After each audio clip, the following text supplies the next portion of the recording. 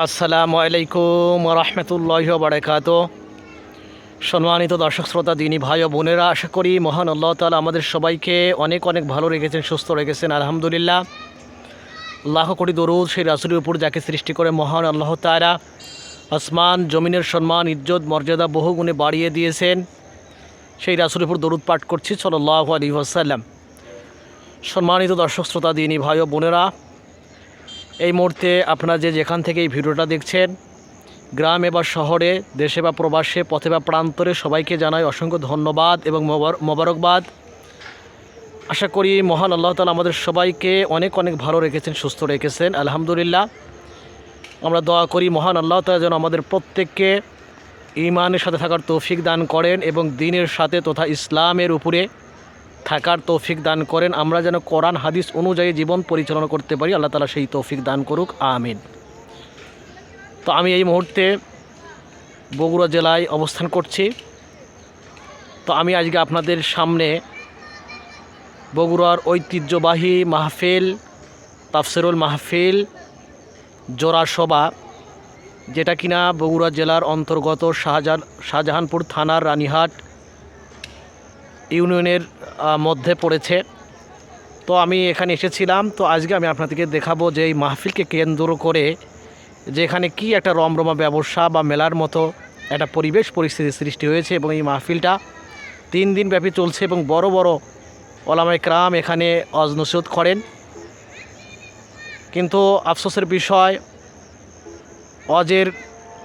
ওয়াজকে উদ্দেশ্য করে বা এই যে দিনই একটা মাহফিল, দিনের একটা প্রচার প্রসারকে উদ্দেশ্য করে যেইভাবে এখানে মেলা, এইভাবে দোকানপাট ইত্যাদি ইত্যাদি বসেছে, তো দেখা যাচ্ছে যে মাহফিলের যে উদ্দেশ্য, এই উদ্দেশ্যটা কি নষ্ট হয়ে যাচ্ছে।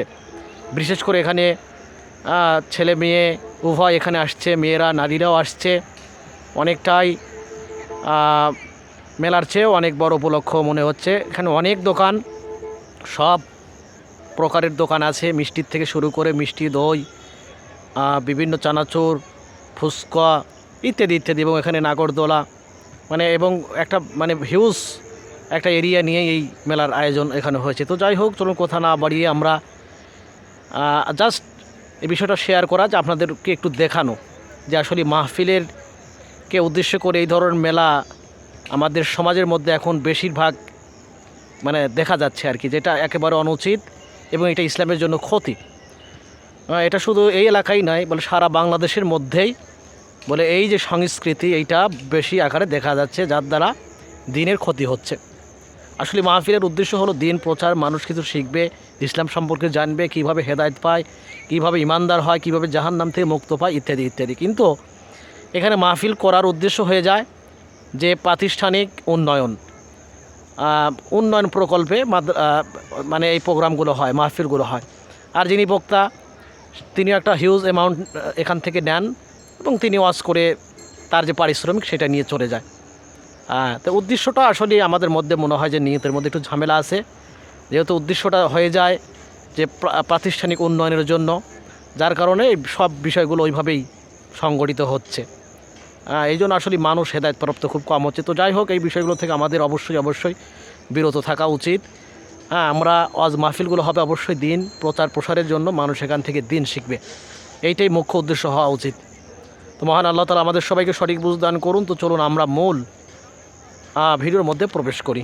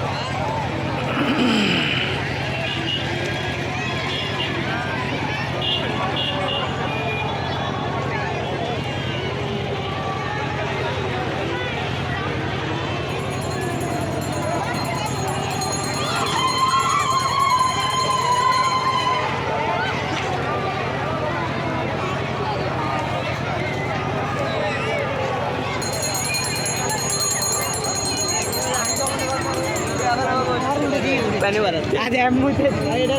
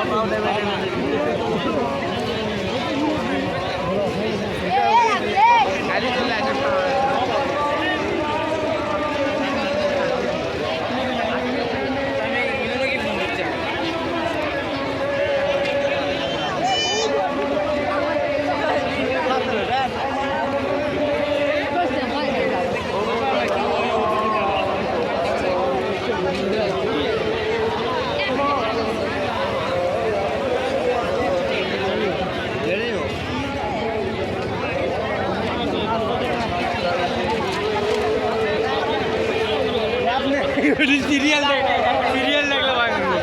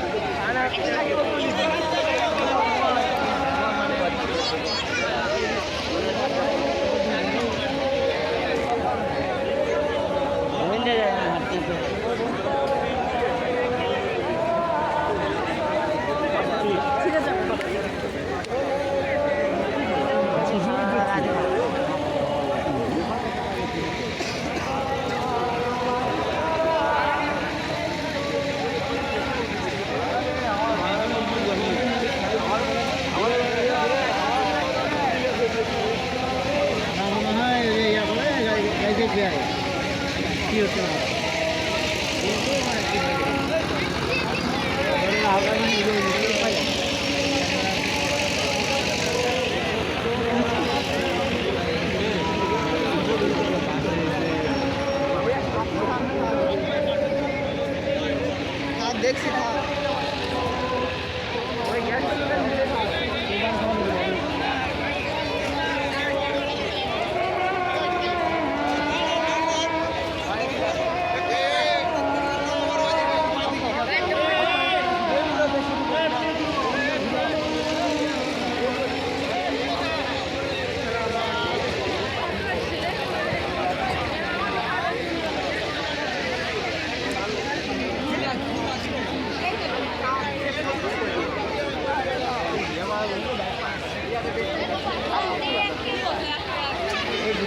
আর কি পজিশনে কি